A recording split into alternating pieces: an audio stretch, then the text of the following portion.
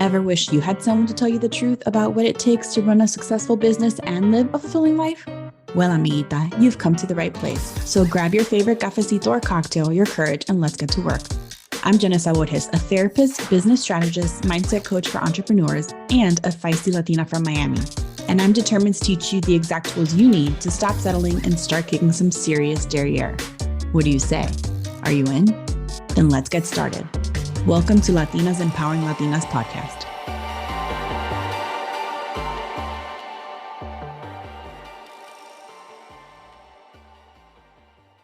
Today, I want to talk about the truth of entrepreneurship. There are ebbs and flows. There are highs and lows. There are moments where things are going as you wish. There are moments where things are better than you can ever imagine. And then there are moments that things crash or don't go as well as you'd hoped or you imagined or you dreamed, or there's slow months, or there's things that you didn't predict or plan for, like getting sick or having a family member that's sick and you have to readjust to everything. There is no better metaphor that I can think of when the saying applies of you plan and God laughs. And I'm a pretty religious person insofar as just I grew up in private Catholic schools from, I think nursery school through past college. I'm rooted in my faith. I just have to, sometimes I cry and then sometimes I just have to laugh at the situation because sometimes things can feel so overwhelmingly ridiculous. But I'm also a huge believer that everything happens for a reason, regardless of how overwhelming or sad or unfair it feels at the time. I want to talk about when things don't go as we plan and we're disappointed or we're discouraged or we're heartbroken. When we either launch a new program or a new product or we have a new idea. And as entrepreneurs, we always have many, many ideas. And some of them we think are fantastic and we think they're going to take off. And then oftentimes, or more often than other people care to admit, we fall flat on our face. And that is the moment where you're allowed to be upset and to be disappointed and to cry or curl up in a ball or watch some TV. But then here's what you're going to do with that. You are going to assess, was it really a failure? Was it a failure or was it a learning lesson? Was it a lesson in not necessarily the product, but the timing, the packaging, the presentation, the strategy of execution? Was it that you were not prepared enough for some of the hiccups or the bumps? It is, and I want you to think of a toddler learning how to walk, right? How many times as toddlers do we not fall constantly?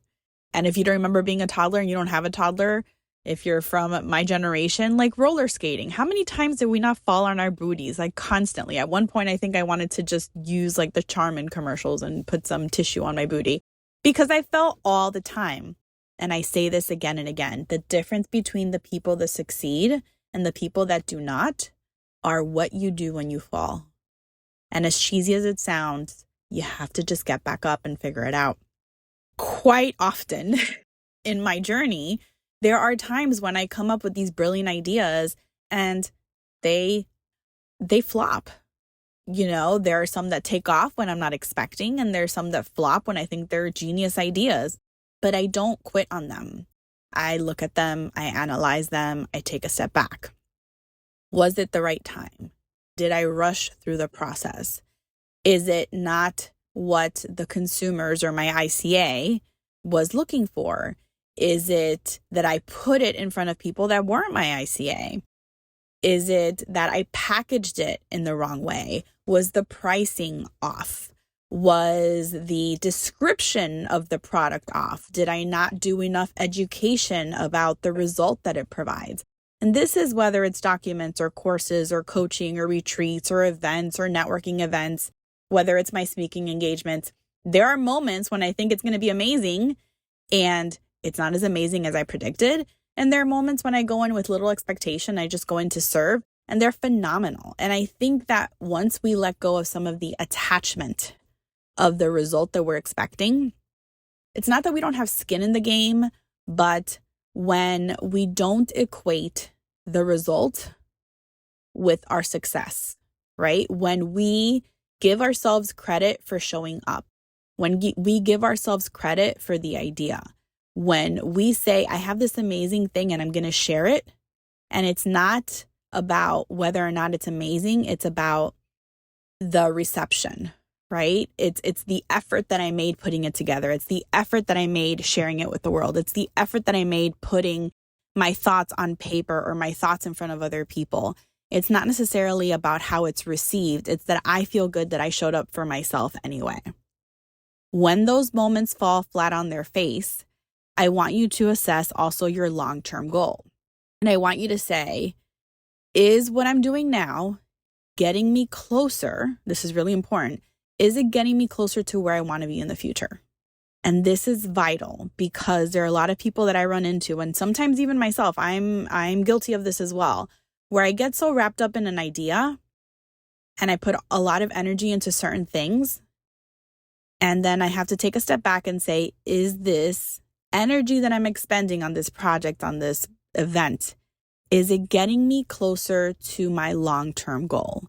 Is it a step on the walkway to my long-term goal? And my new policy, and the policy that you should always adopt, is if it isn't getting you closer or it isn't on the path to getting you to your long-term goal, it's not a stepping stone, then you shouldn't have room or time for it. I'm going to repeat that. If it's not getting you to where you want to be, if it's not a stepping stone in that same direction, on that same path, or getting you to that path, then there should not be room for that on your plate, on your time, on your energy. Our energy is so spread thin. We give so much of ourselves constantly, whether we're women or we're moms or we're Latinas or we're therapists or we're business owners or we're wives or we're family members or we're friends. We give so much of ourselves, so much. And if you take that energy and you pour it into something that either doesn't fill you up or doesn't get you to your long-term goal, then what are you doing? Why are you wasting that time? Why are you wasting that energy? Are you looking for a quick win? Is it financial? Do you need to feel good about yourself? I need you to always, it's a mindset piece. And I always go back to mindset. I don't know if it's because it's the therapist in me and I do this all the time with therapists. What is blocking you? What is your fear? What is the recording you have in your brain that is stopping you from getting to where you need to be? What are the distractions you're allowing? And why are you allowing those distractions to step in and occur? I want you to look at your bigger picture in 5 years, in 10 years, in 20 years, in 30 years. And I want you to see, is what I'm doing now, is my plan for the future, for this month, for next year, is it getting me closer to where I want to be? Is it preparing me for that journey? And if it's not, then you need to look at, why am I giving it this energy? Today is a super quick, short kick in the booty. When you fall, when things don't go as planned, don't give up on it. Don't quit. But do assess, is it part of your journey? Is it something that you table? Is it something you take off your plate? Or is it something that you have to tweak, whether it's your ICA or your niche or your presentation or your description or the timing? Because sometimes it's about a lot of other factors. It's not about whether or not we failed. It's about looking at all the puzzle pieces and the missing pieces. And oftentimes than not, there's a misalignment. When you fail or when things don't go your way, and it will happen, I want you to reassess. What is it that I could have done differently? How is this serving me? What is the lesson I need to learn from this particular experience? I'll talk to you guys next week.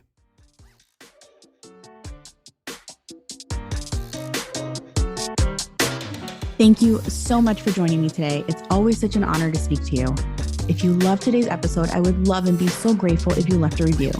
So let me know, what was your greatest takeaway, any aha moments, and how you were inspired. I'd love to give you a shout out in a future episode. Until next time, Amiguita.